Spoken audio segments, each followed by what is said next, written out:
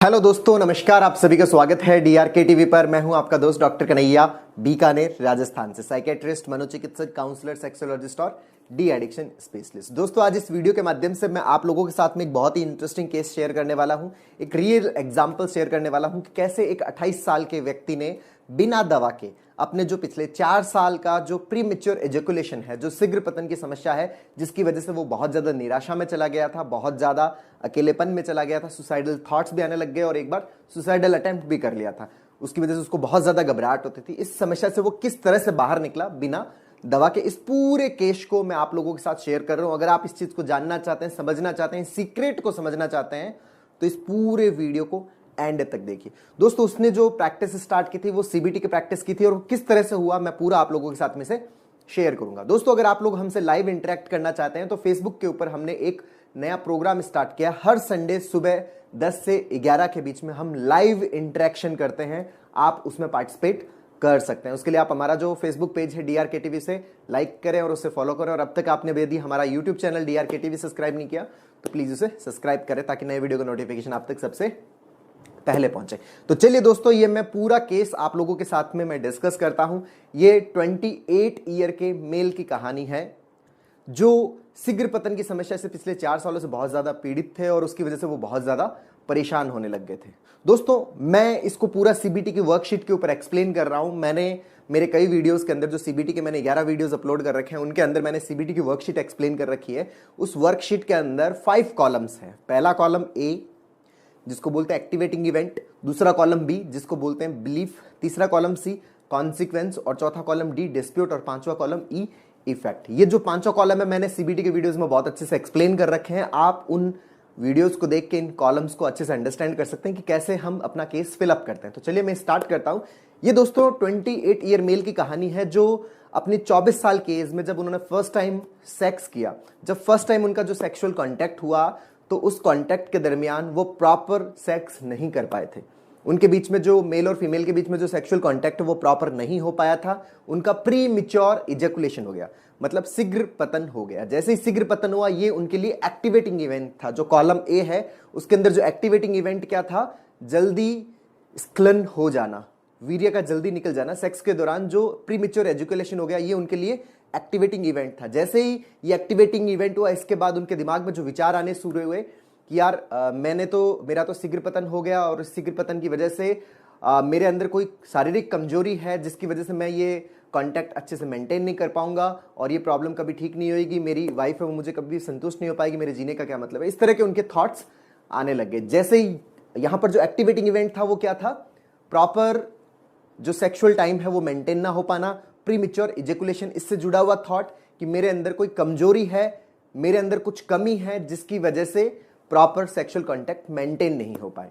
और ये जो थॉट आया दोस्तों, ये थॉट क्यों आया, इसका थोड़ा सा मैं बैकग्राउंड बता देता हूं कि ये जो लड़का था, इस लड़के का जो बचपन जो बीता, वो बचपन में उसने बहुत सारी ऐसी इंफॉर्मेशन इसके दिमाग में गई थी। जैसे जब भी वो अखबार पढ़ता तो वहां पे बहुत सारे ऐसे जो आर्टिकल्स लिखे हुए आते थे जिसमें ये बताया हुआ होता था कि शीघ्र पतन, जो हस्त मैथुन है, मास्टरबेशन है और सेक्स की कमजोरी, लिंग का टेढ़ापन, पतलापन, या फिर जो शारीरिक जितनी भी कमजोरियां हैं कि आप शीघ्र पतन, जो आप अपनी वाइफ को सेटिस्फाई नहीं कर पाओगे, ये सारी चीजें वो बार बार पढ़ता था। बचपन की गलतियां, ये सब चीजें इतनी ज्यादा उसने पढ़ ली थी, उसके दिमाग में चली गई थी। कभी भी जो गाड़ी के अंदर ट्रैवल करता, रोड के साइड में ऐड लिखे हुए होते थे, अखबार के अंदर ऐड लिखे हुए थे, तो इन सब चीजों की वजह से उसे ये डर लगने लग गया कि कल को वो जब सेक्सुअल कॉन्टैक्ट मेंटेन करेगा तो कहीं उसका शीघ्र पतन ना हो जाए, उसको सेक्सुअल प्रॉब्लम ना हो जाए कि उसकी वजह से वो अपनी वाइफ को सेटिस्फाइड ना कर पाए। और जब भी फर्स्ट टाइम उसने जो सेक्सुअल एनकाउंटर हुआ, उस समय जब ये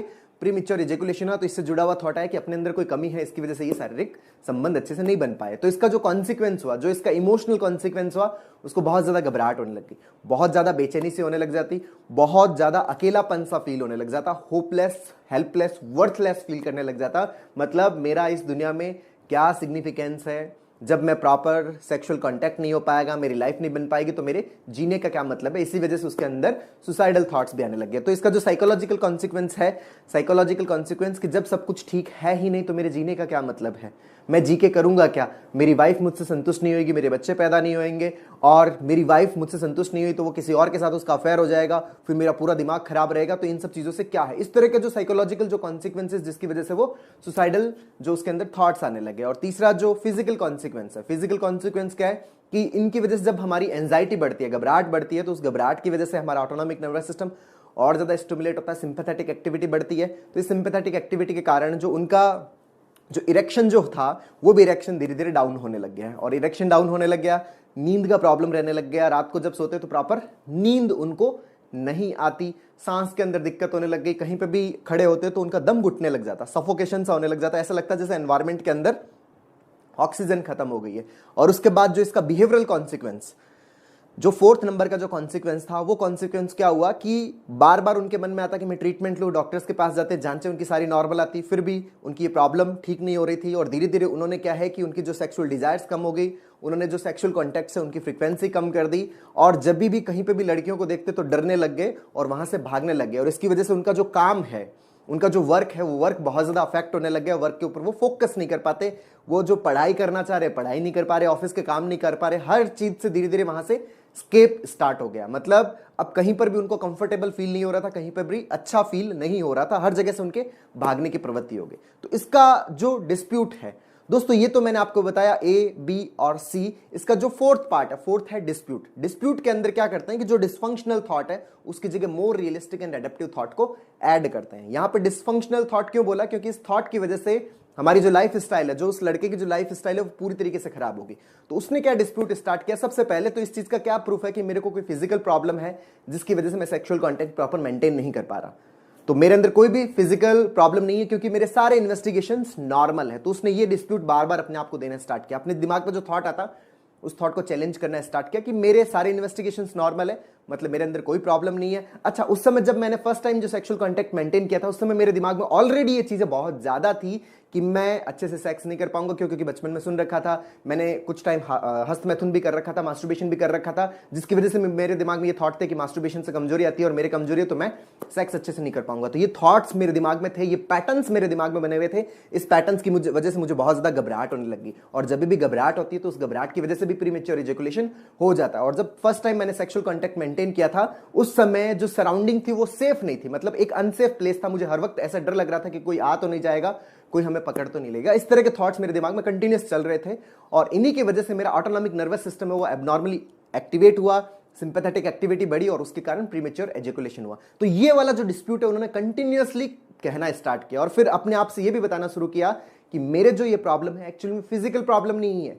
मेरे दिमाग में जो बचपन से जो मैंने ये कंटेंट मेरे दिमाग में गया हुआ है, सेक्स रिलेटेड कंटेंट, उसकी वजह से मेरे दिमाग में न्यूरल पैटर्न्स बन गए मेरे सबकॉन्शियस माइंड में, जिसकी वजह से ये सारी प्रॉब्लम्स हो रही है। जैसे ही उन्होंने ये डिस्प्यूट स्टार्ट किया तो धीरे धीरे उन्होंने अपनी जो सेक्सुअल एनकाउंटर्स थे, जो सेक्सुअल कॉन्टैक्ट्स हैं, उन कॉन्टैक्ट्स को मेंटेन करना स्टार्ट किया। जब भी वो सेक्स करने जाते सबसे पहले अपने आप को रिलैक्स करते, उसके लिए वो रिलैक्सेशन एक्सरसाइज यूज करते, आराम से रिलैक्स होकर बैठते, धीरे धीरे लंबा और गहरा सांस लेते, सांस को रोकते और धीरे धीरे सांस को छोड़ते। इसको रेगुलर बेसिस पर प्रैक्टिस करना स्टार्ट किया ताकि वो अपने आप को पूरी तरह से रिलैक्स कर सके। रिलैक्स जब वो रहेंगे तो रिलैक्सेशन में आपको पता है पैरासिम्पैथेटिक एक्टिविटी बढ़ती है, सिंपैथेटिक कम होती है, तो जो इजैकुलेशन है वो मेंटेन रहने लग जाता है, आपका मन शांत होता है, आपकी घबराहट कम होती है, तो आपकी सेक्सुअल पावर बढ़ जाती है। तो उन्होंने इस एक्सरसाइज को यूज करना स्टार्ट किया, और जैसे ही 1-2 एनकाउंटर उनके अच्छे हुए तो उन्होंने अपने आप को ये बताना शुरू किया कि मेरे फिजिकल प्रॉब्लम नहीं है, ये एक्चुअल में साइकोलॉजिकल प्रॉब्लम है, क्योंकि फिजिकल होती तो हमेशा प्रॉब्लम होती, ये बीच में जब भी मेरी घबराहट कम होती है तब मेरे साथ ये प्रॉब्लम नहीं होती। तो धीरे धीरे उन्होंने अपने आप को इस तरह का डिस्प्यूट करना स्टार्ट किया, और अगले 6-8 महीने तक लगातार इस तरह का डिस्प्यूट किया और इस प्रॉब्लम से बाहर आ गए। तो दोस्तों, अगर आप भी इस तरह की किसी प्रॉब्लम से जूझ रहे हैं तो आप सीबीटी की प्रॉपर प्रैक्टिस करें, आप इस चीज से पूरी तरह से बाहर निकल सकते हैं। तो दोस्तों, उम्मीद करता हूं आपको ये वीडियो पसंद आया होगा, नीचे कमेंट बॉक्स में लिखकर जरूर बताइएगा, और अब तक यदि यूट्यूब चैनल सब्सक्राइब किया तो प्लीज उसे सब्सक्राइब करें। बहुत बहुत धन्यवाद दोस्तों, जय हिंद, जय भारत।